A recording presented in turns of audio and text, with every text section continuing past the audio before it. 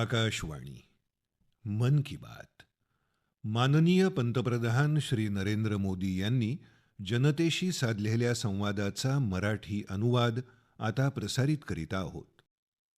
माझ्या प्रिय देशबांधवांनो, नमस्कार. यंदाच्या पावसाळ्यात नैसर्गिक आपत्ती देशाची परीक्षा पाहत आहेत. गेल्या काही आठवड्यांपासून आपण पूर आणि दरडी कोसळल्यामुळे घडलेला हाहाकार पाहिला आहे. अनेक घरांचं नुकसान झालं, शेतं पाण्याखाली गेली, कुटुंबच्या कुटुंब उद्ध्वस्त झाली.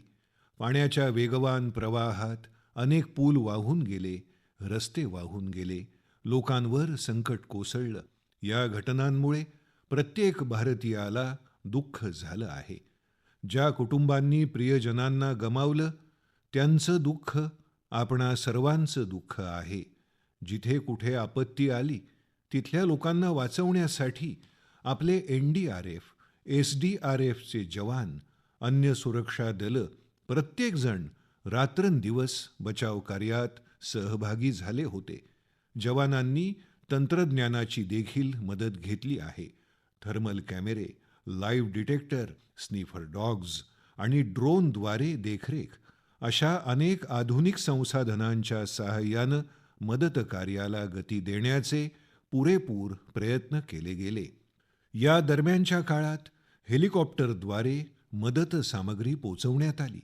जखमींना हेलिकॉप्टरमधून उपचारांसाठी हलवण्यात आलं. आपत्कालीन परिस्थितीत सैन्य दलाची मोठी मदत झाली. स्थानिक लोक, सामाजिक कार्यकर्ते, डॉक्टर्स, प्रशासन या सर्वांनी या संकटाच्या काळात शक्य ते सर्व प्रयत्न केले. या कठीण काळात मानवता धर्म सर्वोपरी मानून मदत करणाऱ्या प्रत्येक नागरिकाचे मी मनापासून आभार मानतो. माझ्या प्रिय देशबांधवांनो, पूर आणि अतिवृष्टीच्या या तडाख्यात जम्मू काश्मीरनं दोन अतिशय खास अशा गोष्टी आयोजित केल्या. याकडे बहुतांश लोकांचं लक्ष गेलं नाही. मात्र जेव्हा तुम्ही त्याबाबत ऐकाल तेव्हा तुम्हाला देखील खूप आनंद होईल. जम्मू काश्मीरच्या पुलवामा येथील एका स्टेडियममध्ये विक्रमी संख्येनं लोक जमले होते. इथे पुलवामामधला पहिला दिवस-रात्र क्रिकेट सामना खेळला गेला. आधी असं घडणं अशक्य होतं, मात्र आता माझा देश बदलत आहे.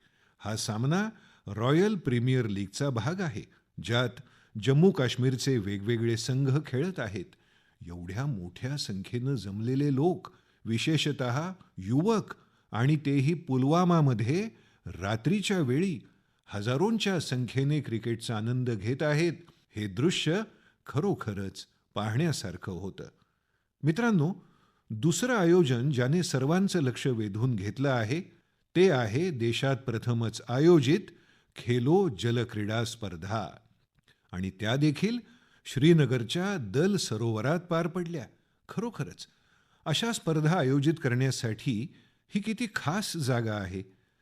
जम्मू काश्मीरमध्ये जलक्रीडा स्पर्धा लोकप्रिय करणं हा यामागचा उद्देश आहे. यामध्ये संपूर्ण देशभरातून 800हून अधिक खेळाडूंनी भाग घेतला. महिला खेळाडू देखील मागे राहिल्या नाहीत. त्यांचा सहभाग देखील जवळजवळ पुरुषांएवढा होता. मला त्या सर्व खेळाडूंचं अभिनंदन करायचं आहे ज्यांनी यात भाग घेतला. खास अभिनंदन मध्य प्रदेशचं, ज्यांनी सर्वाधिक पदकं जिंकली. त्याखालोखाल हरियाणा आणि ओदिशाचा क्रमांक होता. जम्मू काश्मीरचं सरकार आणि तिथल्या लोकांची आत्मीयता आणि आदरातिथ्य याची मी सर्वाधिक प्रशंसा करतो. मित्रांनो, या आयोजनाचा अनुभव तुमच्यापर्यंत पोहोचवण्यासाठी मी विचार केला की त्यात सहभागी झालेल्या दोन खेळाडूंशी संवाद साधावा. त्यापैकी एक आहे ओदिशाची रश्मिता साहू आणि दुसरा श्रीनगरचा मोहसिन अली. चला ऐकूया ते काय म्हणतात ते. रश्मिताजी, नमस्ते. नमस्ते सर. जय जगन्नाथ. जय जगन्नाथ सर. रश्मिताजी, सर्वप्रथम क्रीडा जगतातील या यशाबद्दल तुमचं खूप खूप अभिनंदन. धन्यवाद सर. रश्मिता, आमचे श्रोते तुमच्याबद्दल आणि तुमच्या क्रीडा क्षेत्रातील प्रवासाबद्दल जाणून घेण्यास खूप उत्सुक आहेत. त्याबद्दल सांगा. सर, मी रश्मिता साहू, ओदिशामधून आणि मी कॅनोईंग प्लेयर आहे. मी 2017 पासून हा खेळ खेळत आहे आणि मी राष्ट्रीय स्तरावर राष्ट्रीय अजिंक्यपद आणि राष्ट्रीय क्रीडा स्पर्धेत भाग घेतला आहे. मी 41 पदकं जिंकली आहेत. 13 सुवर्ण, 14 रौप्य आणि 14 कांस्य पदकं. सर, रश्मिताजी, या खेळाबद्दल तुमच्या मनात आवड कशी निर्माण झाली? सर्वप्रथम कुणी तुम्हाला या खेळाकडे वळण्यासाठी प्रेरित केलं? तुमच्या घरात खेळाचं वातावरण आहे का? नाही सर. मी ज्या गावातून आले आहे, तिथे खेळाचं वातावरण नव्हतं. इथे नदीत बोटिंग सुरू होतं, तेव्हा मी अशीच पोहायला गेले होते. मी आणि माझ्या मैत्रिणी असेच पोहत होतो, तेव्हा एक बोट गेली कॅनोईंग कायकिंगची. तेव्हा मला त्याबाबत काही माहीत नव्हतं. तेव्हा मी माझ्या मैत्रिणीला विचारलं, की "हे काय आहे?" तेव्हा तिने सांगितलं, की तिथे जगतपूरमध्ये साई स्पोर्ट्स सेंटर आहे. तिथं हे खेळ शिकवले जातात. मी देखील जाणार आहे. मला खूप वेगळं वाटलं. ते काय आहे मला माहीत नव्हतं. पाण्यात ही मुलं कशी खेळतात? बोटिंग करतात का? मी तिला म्हटलं की मलाही जायचं आहे. कसं जायचं? मला पण सांग. त्यावर तिथे जाऊन बोलायला सांगितलं. मग मी लगेच घरी जाऊन बाबांना सांगितलं की मला जायचं आहे. ते म्हणाले, "ठीक आहे." ते मला घेऊन गेले. त्यावेळी टाईम ट्रायल नव्हती. तिथले प्रशिक्षक म्हणाले की परीक्षा फेब्रुवारीत असते. फेब्रुवारी-मार्चमध्ये त्या टाईम ट्रायलच्या वेळी या. मग मी टाईम ट्रायलच्या वेळी गेले. अच्छा. रश्मिता, काश्मीरमध्ये झालेल्या खेलो इंडिया जलक्रीडा महोत्सवातील तुमचा स्वतःचा अनुभव कसा होता? तुम्ही प्रथमच काश्मीरला गेला होतात? हो सर. मी प्रथमच काश्मीरला गेले होते. तिथे आमचा खेलो इंडिया जलक्रीडा महोत्सव आयोजित करण्यात आला होता. त्यात मी 2 प्रकारांमध्ये सहभागी झाले होते. सिंगल्स 200 मीटर आणि 500 मीटर डबल्समध्ये. आणि मी दोन्ही प्रकारात सुवर्ण पदकं जिंकली आहेत सर. अरे वा! दोन्हींमध्ये जिंकलं. हो सर. खूप खूप अभिनंदन. धन्यवाद सर. अच्छा. रश्मिता, वॉटर स्पोर्ट्स व्यतिरिक्त तुम्हाला आणखी काय आवडतं? सर, वॉटर स्पोर्ट्स व्यतिरिक्त मला खेळांमध्ये धावायला खूप आवडतं. जेव्हा मी सुट्टीवर असते, तेव्हा मी धावायला जाते. माझं जे जुनं मैदान आहे, तिथं मी थोडंसं फुटबॉल खेळायला शिकले होते. त्यामुळे तिथं जेव्हा जाते, मी खूप धावते आणि मी फुटबॉल देखील खेळते थोडंफार. म्हणजे खेळ तुमच्या रक्तात आहे. हो सर. मी जेव्हा शाळेत 1ली ते 10वी इयत्तेत होते, तेव्हा ज्या कुठल्या स्पर्धेत मी सहभागी व्हायचे, त्या सगळ्यात मी पहिला क्रमांक पटकवायचे. रश्मिता, ज्या लोकांना तुमच्याप्रमाणे खेळामध्ये प्रगती करायची आहे, त्यांना जर कुठला संदेश द्यायचा असेल, तर काय सांगाल? सर, अनेक मुलं आहेत, ज्यांना घराबाहेर पडायला बंदी असते आणि मुली असतील तर बाहेर कसं जाणार आणि कुणाकुणाच्या पैशाच्या अडचणी असतात. त्यामुळे त्यांना खेळ सोडावा लागतो आणि ही जी खेलो इंडिया योजना आहे, त्यात अनेक मुलांना आर्थिक मदत मिळत आहे आणि अनेक मुलांना खूप प्रकारची मदत मिळत आहे. त्यामुळे खूप मुलं पुढं जाऊ शकत आहेत आणि मी सर्वांना सांगेन की खेळणं सोडू नका. खेळाच्या माध्यमातून तुम्ही खूप पुढे जाऊ शकता. त्यामुळे खेळ तर एक खेळ आहे, ज्यामुळे शरीराचा प्रत्येक अवयव तंदुरुस्त राहतो आणि खेळामध्ये पुढे जाऊन भारतासाठी पदक जिंकणं हे आमचं कर्तव्य आहे सर. बर. रश्मिताजी, मला खूप छान वाटलं. तुमचं पुन्हा एकदा खूप खूप अभिनंदन आणि तुमच्या वडिलांना माझा नमस्कार सांगा. कारण त्यांनी इतक्या कठीण परिस्थितीत एका मुलीला पुढे जाण्यासाठी एवढं प्रोत्साहन दिलं. माझ्याकडून खूप खूप शुभेच्छा. धन्यवाद. धन्यवाद सर. जय जगन्नाथ. जय जगन्नाथ सर. मोहसिन अली, नमस्ते. नमस्ते सर. मोहसिनजी, तुमचं खूप खूप अभिनंदन आणि तुमच्या उज्ज्वल भविष्यासाठी खूप खूप शुभेच्छा. धन्यवाद sir. Mohsin, Khelo India water sports festival आणि त्यातही सर्वात पहिलं सुवर्णपदक तुम्ही जिंकलं. तुम्हाला कसं वाटलं? सर, मला खूप आनंद झाला. मी सुवर्णपदक जिंकलं खेलो इंडियामध्ये, जी प्रथमच इथे काश्मीरमध्ये पार पडली. मोहसिन, लोकांमध्ये काय चर्चा आहे? खूपच चर्चा आहे सर. संपूर्ण कुटुंब खूप खुश आहे. आणि तुमच्या शाळेतले? शाळेतले देखील सगळे खुश आहेत. काश्मीरमध्ये सगळे म्हणतात, तू तर सुवर्णपदक विजेता आहेस. मग आता तुम्ही तर मोठे सेलिब्रिटी झाला आहात. हो सर. अच्छा. वॉटर स्पोर्ट्सबद्दल आवड कशी निर्माण झाली आणि त्याचे काय फायदे दिसत आहेत तुम्हाला? लहानपणी मी पहिल्यांदा दल सरोवरात ती बोट चालताना पाहिली होती. वडिलांनी मला विचारले की तू हे करशील का? हो, मलाही आवडते. मग मी तिथे मध्यभागी असलेल्या मॅडमकडे गेलो. मग बिल्किस मॅडमनी मला शिकवलं. अच्छा. मोहसिन, संपूर्ण देशभरातून लोक आले होते. प्रथमच वॉटर स्पोर्ट्स स्पर्धा आयोजित करण्यात आली होती आणि ती देखील श्रीनगरमध्ये, ती देखील दल सरोवरात. एवढ्या मोठ्या संख्येनं देशातले लोक आले तेव्हा तिथल्या लोकांची काय प्रतिक्रिया होती? खूप आनंद झाला सर. सगळे म्हणत होते, चांगली जागा आहे, सगळं चांगलं आहे इथे, सगळ्या सुविधा चांगल्या आहेत. खेलो इंडियामध्ये इथे सगळं चांगलं झालं. तर तुम्ही कधी काश्मीरच्या बाहेर कुठे खेळायला गेला आहात का? हो सर, मी भोपाळला गेलो आहे, गोव्याला गेलो आहे, केरळला गेलो आहे, हिमाचलला गेलो आहे. अच्छा, तुम्ही तर संपूर्ण भारत पाहिला आहे. हो सर. अच्छा, एवढे सगळे खेळाडू तिथे आले होते. हो सर. मग काही नवीन मित्र केले की नाही? सर, खूप मित्र झाले.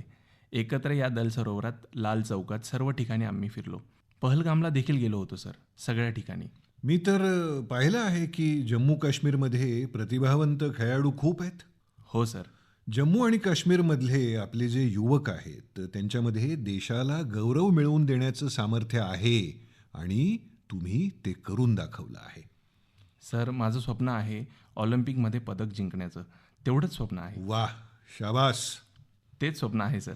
तुमचं बोलणं ऐकूनच माझ्या अंगावर काटा आला. सर, तेवढंच माझं स्वप्न आहे. ऑलिम्पिकमध्ये पदक जिंकणं, देशाचं राष्ट्रगीत वाचताना ऐकणं, बस तेच माझं स्वप्न आहे. माझ्या देशातील एका कामगार कुटुंबातला मुलगा एवढी मोठी स्वप्न पाहतो याचा अर्थ हा देश खूप पुढे जाणार आहे. सर, खूप पुढे जाणार आहे. इथे खेलो इंडिया स्पर्धेचं आयोजन केल्याबद्दल आम्ही भारत सरकारचे आभारी आहोत. हे पहिल्यांदाच इथे घडलं आहे सर. म्हणूनच शाळेतही तुमचा जय जयकार होत असेल. हो सर. अच्छा मोहसिन, तुमच्याशी बोलून मला खूप छान वाटलं आणि माझ्याकडून तुमच्या वडिलांना विशेष धन्यवाद सांगा, कारण त्यांनी कष्टाचं जीवन जगूनही तुमचं जीवन घडवलं आणि तुम्ही तुमच्या वडिलांना दिलेल्या शब्दाप्रमाणे अजिबात आराम न करता 10 वर्ष तपश्चर्या केली. ही खेळाडूसाठी खूप मोठी प्रेरणा असते आणि तुमच्या प्रशिक्षकांचं देखील मी खूप अभिनंदन करतो, ज्यांनी तुमच्यासाठी एवढी मेहनत घेतली. माझ्याकडून खूप खूप शुभेच्छा, खूप खूप अभिनंदन. धन्यवाद सर. नमस्कार सर. जय हिंद.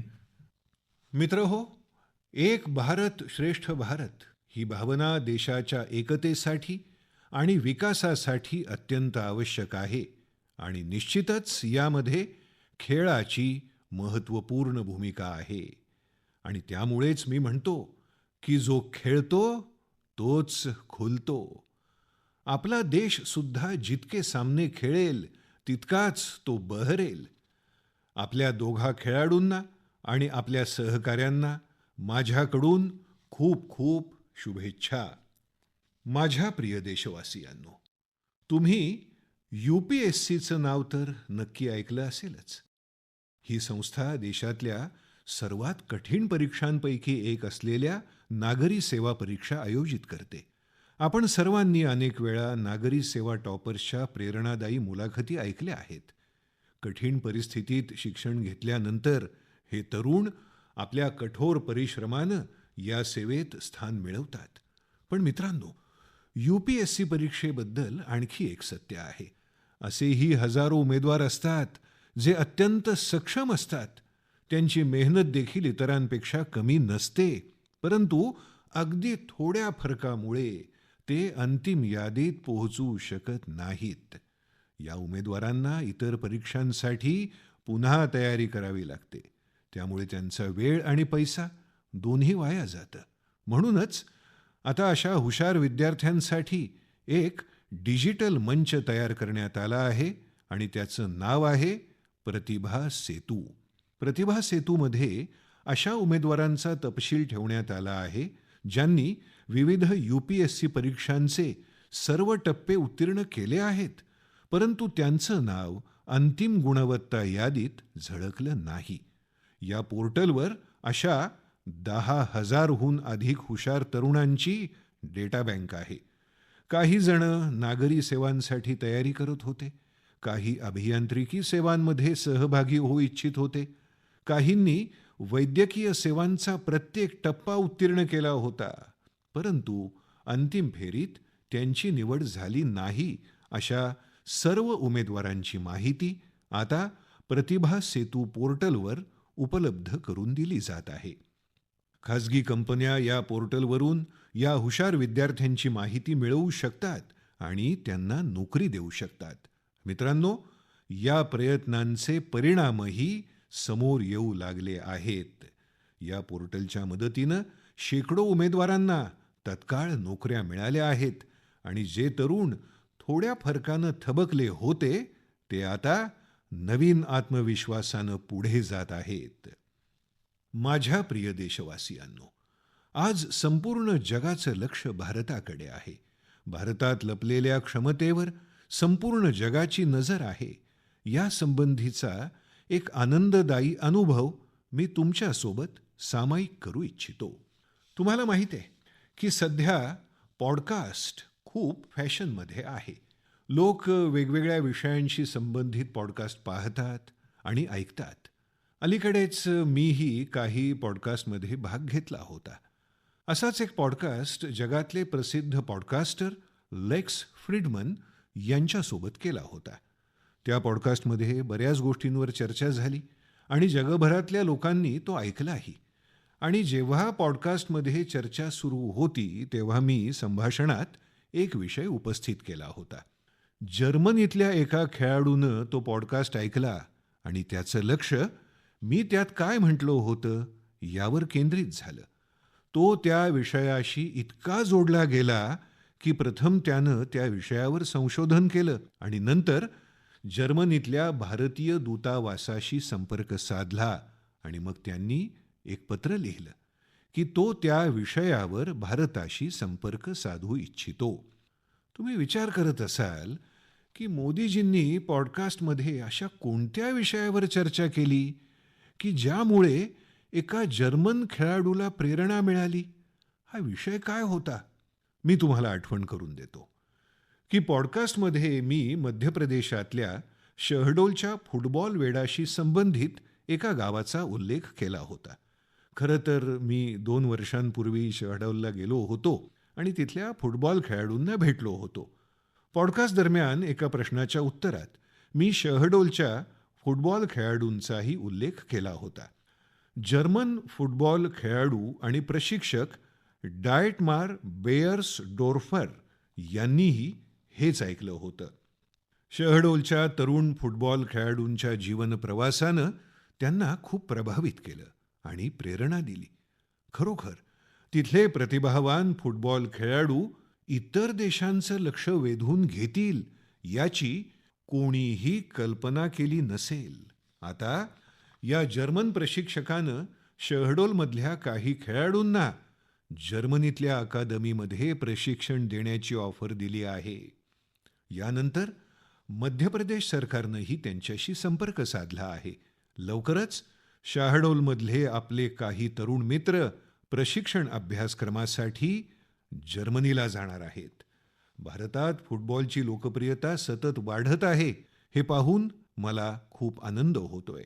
मी फुटबॉल प्रेमींना विनंती करतो की जेव्हाही वेळ मिळेल तेव्हा शहडोलला भेट द्यावी आणि तिथे होत असलेली क्रीडा क्रांती जवळून पाहावी. माझ्या प्रिय देशवासियांनो, सुरतमध्ये राहणाऱ्या जितेंद्र सिंह राठोड यांच्याबद्दल जाणून तुम्हाला खूप आनंद होईल. तुमचं मन अभिमानाने भरून येईल. जितेंद्र सिंह राठोड हे एक सुरक्षा रक्षक आहेत आणि त्यांनी असा एक अद्भुत उपक्रम हाती घेतला आहे जो प्रत्येक देशभक्तासाठी एक मोठी प्रेरणा आहे. गेल्या काही वर्षांपासून ते भारतमातेच्या रक्षणासाठी आपल्या प्राणांची आहुती देणाऱ्या सर्व सैनिकांची माहिती गोळा करत आहेत. आज त्यांच्याकडे पहिल्या महायुद्धापासून आतापर्यंत वीरगती प्राप्त झालेल्या हजारो शूर सैनिकांची माहिती आहे. त्यांच्याकडे त्यांचे हजारो फोटो देखील आहेत. एकदा एका हुतात्मा सैनिकांच्या वडिलांचे शब्द त्यांच्या हृदयाला भिडले. त्या सैनिकाच्या वडिलांनी म्हटलं होतं, मुलगा गेला तर काय झालं, देश तर सुरक्षित आहे ना. या एका गोष्टीनं जितेंद्र सिंह यांच्या हृदयात देशभक्तीची एक अद्भुत उर्मी निर्माण झाली. आज ते हुतात्मा झालेल्या अनेक सैनिकांच्या कुटुंबियांच्या संपर्कात आहेत. त्यांनी सुमारे 2,500 हुतात्मा सैनिकांच्या मातापित्यांच्या पायाची मातीही आणली आहे. हे त्यांच्या सशस्त्र दलांवरच्या प्रेमाचं आणि ओढीचं जिवंत उदाहरण आहे. जितेंद्रजींचं जीवन आपल्याला देशभक्तीची खरीखुरी शिकवण देतं. माझ्या प्रिय देशवासियांनो, तुम्ही पाहिलं असेल की घरांच्या छतावर, मोठ्या इमारतींवर, सरकारी कार्यालयांमध्ये सौर पॅनल चमकताना दिसतात. लोक आता त्याचं महत्त्व समजून घेत आहेत आणि ते खुल्या मनाने स्वीकारतही आहेत. आपल्या देशावर सूर्यदेवाने इतकी मोठी कृपा केली आहे, तर मग त्याने दिलेल्या ऊर्जेचा पुरेपूर वापर का करू नये? मित्रांनो, सौर ऊर्जेमुळे शेतकऱ्यांचं जीवनही बदलत आहे. तीच शेती, तीच मेहनत, तेच शेतकरी, पण आता कठोर परिश्रमाचं फळ खूप जास्त मिळत आहे. हा बदल होत आहे सौर पंप आणि सौर भात गिरण्यांमुळे. आज देशातल्या अनेक राज्यांमध्ये शेकडो सौर भात गिरण्या सुरू झाल्या आहेत. या सौर भात गिरण्यांनी शेतकऱ्यांच्या उत्पन्नाबरोबरच त्यांच्या चेहऱ्यांवरचं तेजही वाढवलं आहे. मित्रांनो, बिहारच्या देवकीजींनी सौर पंपाच्या साहाय्यानं गावाचं नशीबच बदलून टाकलं आहे. मुझफ्फरपूरच्या रतनपुरा गावात राहणाऱ्या देवकीजींना आता लोक प्रेमानं सोलर दीदी म्हणतात. देवकीजी, त्यांचं जीवन सोपं नव्हतं. लहान वयात लग्न झालं, छोटंसं शेत, 4 मुलांची जबाबदारी आणि भविष्याचं कोणतंही चित्र स्पष्ट नव्हतं. पण त्यांचं धैर्य कधीच कमी झालं नाही. त्या एका बचत गटात सहभागी झाल्या आणि तिथे त्यांना सौर पंपाबद्दल माहिती मिळाली. त्यांनी सौर पंपासाठी प्रयत्न सुरू केले आणि त्यात त्या यशस्वीही झाल्या. त्यानंतर सोलर दीदीच्या सौर पंपाने गावाचा चेहरा मोहरा बदलला. जिथे पूर्वी फक्त काही एकर जमीन सिंचनाखाली येत होती, तिथे आता सोलर दीदीच्या सौर पंपामुळे 40 एकरपेक्षा जास्त क्षेत्रापर्यंत पाणी पोहोचत आहे. गावातले इतर शेतकरीही सोलर दीदीच्या मोहिमेत सहभागी झाले आहेत. त्यांची पिकंही हिरवीगार होऊ लागली आहेत आणि त्यांचं उत्पन्नही वाढू लागलं आहे. मित्रांनो, पूर्वी देवकीजींचं आयुष्य 4 भिंतींमध्ये बंदिस्त होतं, पण आज त्या पूर्ण आत्मविश्वासानं आपलं काम करत आहेत. सोलर दीदी होऊन पैसे कमवत आहेत आणि सर्वात अनोखी गोष्ट म्हणजे त्या परिसरातल्या शेतकऱ्यांकडून UPI द्वारे पैसे घेतात. आता संपूर्ण गावात त्यांच्याकडे मोठ्या आदरानं पाहिलं जातं. त्यांचे कठोर परिश्रम आणि दूरदृष्टी यांनी हे सिद्ध केलं आहे की सौर ऊर्जा ही केवळ विजेचा एक स्रोत नाही, तर ती प्रत्येक गावात नवीन प्रकाश आणणारी एक नवीन शक्ती सुद्धा आहे. माझ्या प्रिय देशबांधवांनो, 15 सप्टेंबरला भारताचे महान अभियंता मोक्षगुंडम विश्वेश्वरय्या यांची जयंती असते. आपण तो दिवस अभियंता दिन म्हणून साजरा करतो. अभियंते फक्त यंत्र तयार करत नाहीत, तर ते स्वप्नांना वास्तवात रूपांतरित करणारे कर्मयोगी असतात. मी भारतातल्या प्रत्येक अभियंत्याचं कौतुक करतो. त्यांना मी शुभेच्छा देतो. मित्रांनो, सप्टेंबरमध्येच भगवान विश्वकर्मांच्या पूजेचा पवित्र दिवसही येत आहे. 17 सप्टेंबर रोजी विश्वकर्मा जयंती आहे. हा दिवस आपल्या विश्वकर्मा बांधवांना समर्पित आहे, जे पारंपरिक शिल्पकला, कौशल्य आणि ज्ञानविज्ञान अविरतपणे एका पिढीकडून दुसऱ्या पिढीकडे हस्तांतरित करत असतात. आपले सुतार, लोहार, सोनार, कुंभार, मूर्तिकार, काष्ठशिल्पकार हे नेहमीच भारताच्या समृद्धीचा पाया राहिले आहेत. या विश्वकर्मा बांधवांना मदत करण्यासाठी सरकारनं विश्वकर्मा योजना देखील सुरू केली आहे. मित्रांनो, आता मी तुम्हाला एक ऑडिओ रेकॉर्डिंग ऐकवू इच्छितो. तो ये जो मानपत्र में आपने लिखा है, ये स्टेटों के बारे में मैंने जो कुछ किया या हैदराबाद के बारे में हमारी गवर्नमेंट ने जो कुछ किया, ठीक है किया, लेकिन आप जानते हैं कि हैदराबाद का किस्सा इस तरह से हमने किया, उसमें कितनी मुसीबत थी। सब स्टेटों के साथ, सब प्रिंसेस के साथ हमने वायदा दिया था कि भाई कोई प्रिंस का, कोई राजा का हम अलग फैसला नहीं करेंगे, सबका एक हिसाब, जैसे सबका होता है ऐसा उनका भी होगा। लेकिन उनके लिए हमने वहां तक अलग समझौता किया। मित्रांनो, हा आवाज लोह पुरुष सरदार वल्लभभाई पटेल यांचा आहे. हैदराबादमधल्या घटनांबद्दल त्यांच्या आवाजातल्या वेदना तुम्हालाही जाणवल्या असतील. पुढच्या महिन्यात सप्टेंबरमध्ये आपण हैदराबाद मुक्ती संग्राम दिवस देखील साजरा करणार आहोत. हा तोच महिना आहे जेव्हा आपण ऑपरेशन पोलोमध्ये भाग घेतलेल्या सर्व शूरवीरांच्या धाडसाचं स्मरण करतो. तुम्हाला सर्वांना माहिती आहे की ऑगस्ट 1947 मध्ये जेव्हा भारताला स्वातंत्र्य मिळालं तेव्हा हैदराबाद वेगळ्या परिस्थितीत होतं. निजाम आणि रझाकारांचे अत्याचार दिवसेंदिवस वाढत चालले होते. तिरंगा फडकवल्याबद्दल किंवा वंदे मातरम म्हटल्याबद्दलही लोकांना मृत्यूदंड देण्यात येत असे. महिला आणि गरिबांवर अत्याचार होत होते. त्यावेळी बाबासाहेब आंबेडकरांनीही इशारा दिला होता की ही समस्या खूप मोठी होत चालली आहे. शेवटी सरदार पटेल यांनी हे प्रकरण आपल्या हातात घेतलं. त्यांनी सरकारला ऑपरेशन पोलो सुरू करण्यासाठी राजी केलं. आपल्या सैन्यानं हैदराबादला निजामाच्या हुकुमशाहीतून मुक्त करून त्याला भारताचा एक भाग केलं. संपूर्ण देशानं या यशाचा आनंद साजरा केला. माझ्या प्रिय देशवासियांनो, तुम्ही जगात कुठेही जा, तिथे तुम्हाला भारतीय संस्कृतीचा प्रभाव नक्कीच दिसेल.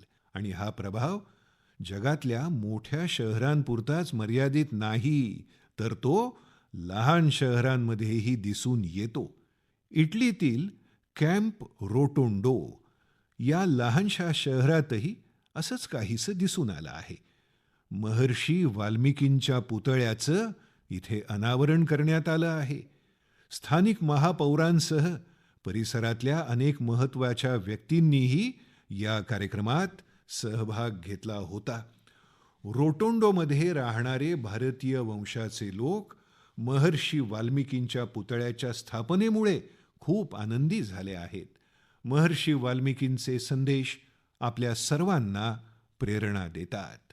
मित्रांनो, या महिन्याच्या सुरुवातीला कॅनडातल्या मिसिसागा इथेही प्रभू श्रीराम यांच्या 51 फूट उंच पुतळ्याचं अनावरण करण्यात आलं. या कार्यक्रमाबद्दल लोक खूप उत्साहित होते. प्रभू श्रीराम यांच्या भव्य पुतळ्याचे व्हिडिओ सोशल मीडियावर खूप शेअर केले गेले. मित्रांनो, रामायण आणि भारतीय संस्कृतीवरचे हे प्रेम आता जगाच्या कानाकोपऱ्यात पोहोचत आहे. रशियामध्ये एक प्रसिद्ध ठिकाण आहे व्लादिवोस्तोक. अनेक लोकांना त्या ठिकाणाची अशी ओळख आहे जिथे हिवाळ्यात तापमान -20 ते -30 अंश सेल्सिअस पर्यंत खाली येतं. या महिन्यात व्लादिवोस्तोकमध्ये एक अनोखं प्रदर्शन भरवण्यात आलं. त्यात रशियन मुलांनी रामायणातल्या विविध संकल्पनांवर काढलेल्या चित्रांचं प्रदर्शनही भरवण्यात आलं होतं. इथे एक स्पर्धा देखील आयोजित करण्यात आली होती. जगाच्या विविध भागातली भारतीय संस्कृतीबद्दलची वाढती जागरूकता पाहून खरोखरच आनंद होतो. माझ्या प्रिय देशवासियांनो, यावेळी मन की बातमध्ये एवढंच. यावेळी संपूर्ण देश गणेशोत्सव साजरा करत आहे. येणाऱ्या काळात अनेक सण साजरे होतील. या सणांमध्ये तुम्ही स्वदेशी कधीही विसरू नये. भेटवस्तू त्याच ज्या भारतात तयार झाल्या असतील, कपडे तेच जे भारतात तयार झाले असतील, सजावट तीच जी भारतात निर्माण झालेल्या साहित्यापासून केलेली असेल, रोषणाई तीच जी भारतात तयार झालेल्या दीपमाळांपासून केली असेल, आणि अशा अनेक गोष्टी. जीवनाच्या प्रत्येक गरजेची प्रत्येक गोष्ट स्वदेशी असावी. अभिमानानं म्हणा, ही स्वदेशी आहे. अभिमानानं म्हणा, ही स्वदेशी आहे. अभिमानानं म्हणा, ही स्वदेशी आहे. आपल्याला या भावनेनं पुढे जायचं आहे. एकच मंत्र, वोकल फॉर लोकल. एकच मार्ग, आत्मनिर्भर भारत. एकच ध्येय, विकसित भारत. मित्रांनो, ह्या सर्व आनंदात स्वच्छतेवर भर देत राहा. कारण जिथे स्वच्छता असते तिथे उत्सवांचा आनंदही वाढतो. मित्रांनो, मन की बातसाठी असेच तुमचे संदेश मोठ्या संख्येनं मला पाठवत राहा. या कार्यक्रमासाठी तुमची प्रत्येक सूचना खूप महत्त्वाची आहे. तुमचा अभिप्राय मला पाठवत राहा. पुढच्या वेळी जेव्हा आपण भेटू तेव्हा आपण आणखी नवीन विषयांवर चर्चा करू. खूप खूप धन्यवाद. नमस्कार. मन की बात. माननीय पंतप्रधान श्री नरेंद्र मोदी यांनी जनतेशी साधलेल्या संवादाचा मराठी अनुवाद आपण ऐकला. हा मराठी अनुवाद आकाशवाणी मुंबई अस्मिता वाहिनीवरून प्रसारित करण्यात आला.